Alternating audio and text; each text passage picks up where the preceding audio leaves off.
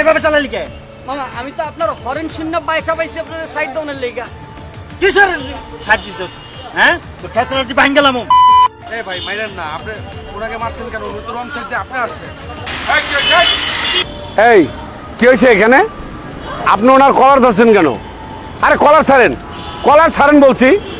Sir দেখছেন গাড়িটা কিভাবে লাগাই দিছে? ওরা উল্টাপাল্টা এইভাবেই গাড়ি চালায়। বিশ্বাস করেন স্যার, আমি লাগাই নাই। উনি হরেন দিতে দিতে আইছিল, আমি আরো বাইচা পাইছি ওনার সাইড ডাউনের লেগা। উনি ডান দিক দিয়ে না যেয়ে বাই এসে লাগাই দিছে। স্যার এখন আমার কি করার আছে স্যার? আমার তো কোনো দোষ নাই। এই বেটা তুই চাপাবি কে? এই এই আপনি চুপ করেন। ভাই আপনি বলেন তো কি হয়েছে বিষয়টা?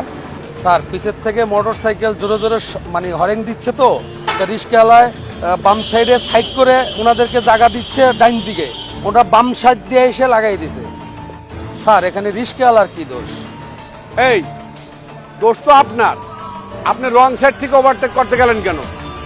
স্যার আমি তো হরেন দিতে দিতে উঠতাছি, ও দেখবো না? এই মিয়া দোষ করছেন আপনি, আবার রিক্সাওয়ালার মারতেছেন, কারণটা কি? এই এই মোটর সাইকেলের ইঞ্জিনের মতো আপনার এই বাহুতে শক্তি বেশি হয়ে গেছে। ড্রাইভিং লাইসেন্স আছে আপনার? না স্যার। আপনার গাড়ির কাগজ দেখান। স্যার এটা তো আমার মামার গাড়ি, কাগজ সাথে নিয়ে আসি নাই। ড্রাইভিং লাইসেন্স নাই, গাড়ির কাগজ নাই, উল্টা পাল্টা ভাবে গাড়ি চালান, আবার রিক্সাওয়ালাদের মারেন। এই মিয়া রিক্সাওয়ালারা মানুষ না?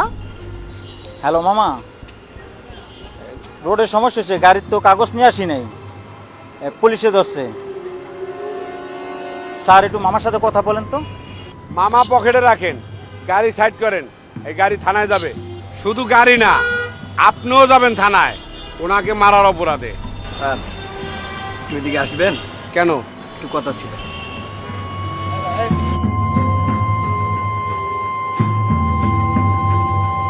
স্যার আর মামার পরিচয় শুনলে এমনি ছেড়ে দিবেন, তার থেকে ভালো এটা রাখেন, ব্যাপারটা ক্লোজ করে দেন। কত? 500। আচ্ছা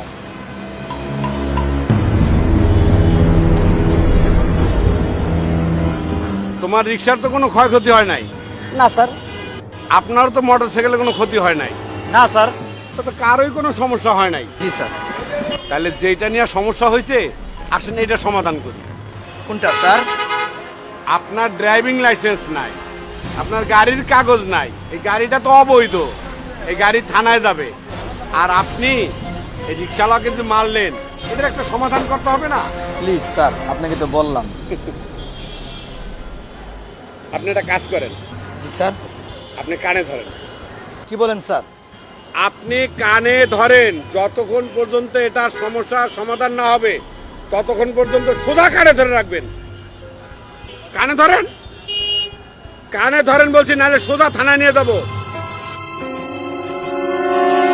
আপনার সমস্যার সমাধান হলো 3টা।